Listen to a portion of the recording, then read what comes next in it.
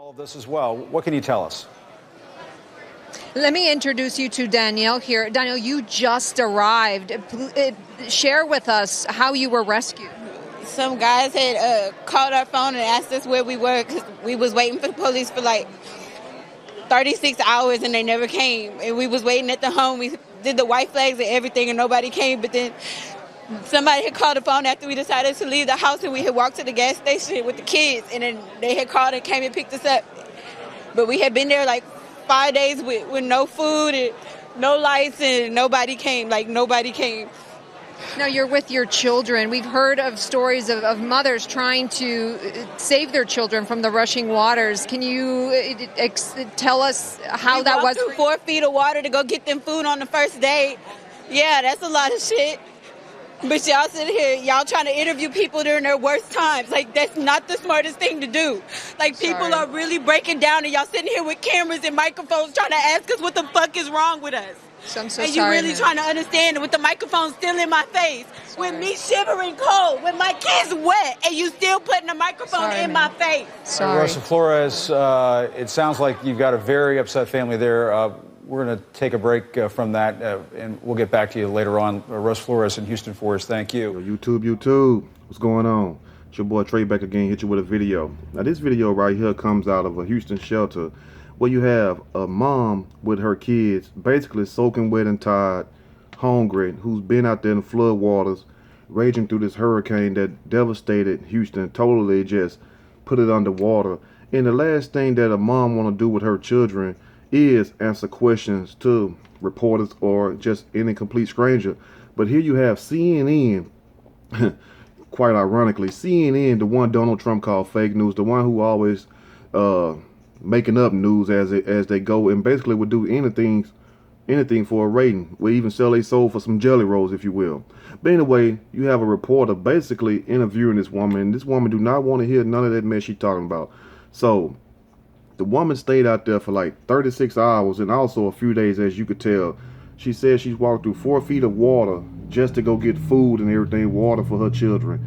And you could pretty much tell that this is these bait tactics that CNN and these news stations use, where they would try to interview these people during their worst times. But you have to understand her mood, the mom mood. Who would want to answer those questions after you just done had your life pretty much threatened, whether it's by a hurricane or whatever else, because you still a threat, and your children's lives threatened. You've been out here catching hell all those days, and you waited for people to come and they never did come. So I understand the mom frustration also, but at the same time we have to put ourselves in her shoes and understand how she feel and how her instincts kicking in. Her instinct is not to worry about what this woman said on doing this alleged interview, but just the fact to get her kids somewhere and get herself somewhere settled where they can recuperate and gather their senses again, at the same time get some rest and eat some food. Now I'm gonna read what the woman said, but at the same time, did you notice how the CNN correspondent kept grabbing the woman's arm and the woman kept looking down at the arm like, trick if you don't let my arm go? But this is what it says right here. The woman said, we walked through 4 feet of water to get food on the first day. The mother said clearly, annoyed at this point. Yeah, that's a lot of shit. And you know, she was going off. She wasn't trying to, be politically correct. She was just speaking from the heart. But she said, but y'all sit here, y'all trying to interview people during their worst times. Like, that's not the smartest thing to do. Like, people are really breaking down, and y'all sitting here with cameras and microphones trying to ask us what the fuck is wrong with us. She continued, and she put the emphasis on that F word. And you really trying to understand with the microphone still in my face, even after the woman told her, y'all trying to get interviews, and that's not the smartest thing to do. When you got the microphone, camera in my face, the mom turned around and tell the correspondent, you still have the microphone in my face, with me shivering cold, with my kids wet, and you still putting the microphone in my face. And then that's when Jim Acosta, like, he was like, whoa, like, she finna go, on that rampage, she finna go on that bug. So he basically said, look, that's it, let them go. Pretty much the woman, it done had enough and she don't want to be interviewed. But it's sad that these people do that to us right there. But it's good this woman pointed that out, because this is exactly what we see in today's media, if you will. But at the same time, why do these people want to interview people during their worst times. Like, people do not want to talk. They even did the same thing with Hurricane Katrina down there in New Orleans, where they was trying to interview people sitting outside, where they had a picture of, if y'all remember the famous photo, well, there's a lot of them, but one of the most famous one, where you had an old lady that was in a wheelchair dead sitting outside the Superdome. Then you had another person, well, a couple more people laid out dead out there on the sidewalk outside the Superdome. And people do not want to see all that. Didn't have to come through and try to be politically correct and try to clean their tone up. These people are really hurt and they're tired. The last thing they want is a camera and a microphone in their face. So I understand her pain. I understand what she's going through, and good job of her protecting her kids and going out there through 4 feet of water. If you can hear the hell that she went through, I mean, picture us in that situation. Let's put ourselves in that situation. How many of us would want to go through all that, wait for help? You're stranded. You don't know if you're going to die. You don't know if your kid's going to die. And you're basically watching your life pass in front of your eyes. Now, how many other people would want to go through all that hell, then go to a shelter, lose everything you got, and then sit there and try to put on a fake smile for what? It's not like CNN was going to buy her a house. It's not like CNN was going to replenish everything that she lost. So good job at her for standing her ground. And we need more people to do that also. Now, the news can be used for a good thing. The news can also be used for a bad thing. The bad thing the news do is exploit people and exploit their troubles, and when they go through devastating things like this. Now, on the other hand, it could be used to alert people, like if there's a storm coming, tornadoes, or if there are food drives, or if it's a catastrophe coming, which they really don't do properly. I don't know, understand that why, like, they want people to sit there. But anyway, it can be used for those good things also. But people are like stoned. In other words, like, they don't have no sympathy for nobody else. Like, common sense would have told the reporter that this woman is pretty much, done been through a lot. You heard her story. So why keep sitting up here questioning her, and why not just let her go? You could tell that the woman is tired, but this is what they pretty much do all the time.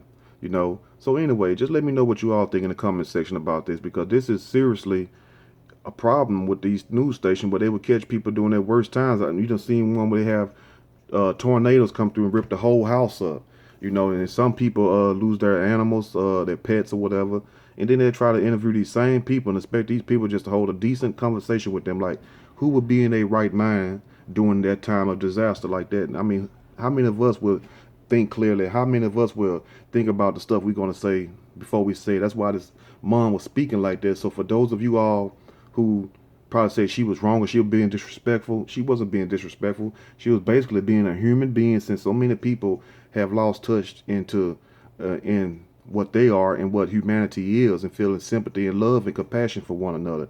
Because compassion and sympathy would have told this news lady, which is a lady, so she should be able to understand where this mom coming from, far as her being a woman also, like motherly instincts. Now, I'm not a mom, so I can't tell you how a mom think, but at the same time, her being a woman, she should understand where this woman coming from with her children. But evidently these jobs and these interviews and getting the ratings is more important. It's sad the limit in the streams that they would go to get views, and just to get people just to tune in for a certain period of time so they can put these commercials all across their shows. But then at the same time, they're not out there personally with a CNN helicopter helping rescuing people. Now what they're doing is sitting back with cameras and microphones, dry, in their $200 or $300 shoes, in their $500 to $1,000 pants, their $800 to $1,600 jackets and blazers or whatever else, or dresses, and coming up there asking you probably got blisters on your feet from walking in wet shoes and wet socks. You probably ain't took a bath in Lord knows when. But they want to sit up here and exploit you and expect you to hold a decent conversation with them. So good job to her for basically putting that woman on the spot and letting her know, look, you're wrong for this. You're totally out of line. I feel disrespected. And then why are you grabbing my arm also? It's like, why did she reach out and try to grab her arm like that? It's like she was trying to like hold her there for a second. I don't understand. And maybe you all in the comment section can let me know what you all think also. And at the same time, let's continue to pray for the people in Houston. Pray for the people in Louisiana also, because Louisiana is getting hit by Harvey also too. And basically just keep these people in our prayers, and let me know what you all think in the comment section. And if that was you, having a camera stuck in your face, and that was CNN interviewing you during that time with your children, what would you have done? Let me know in the comment section. It's been your boy Trey. You like, subscribe. Till next time, stay blessed. I'm out.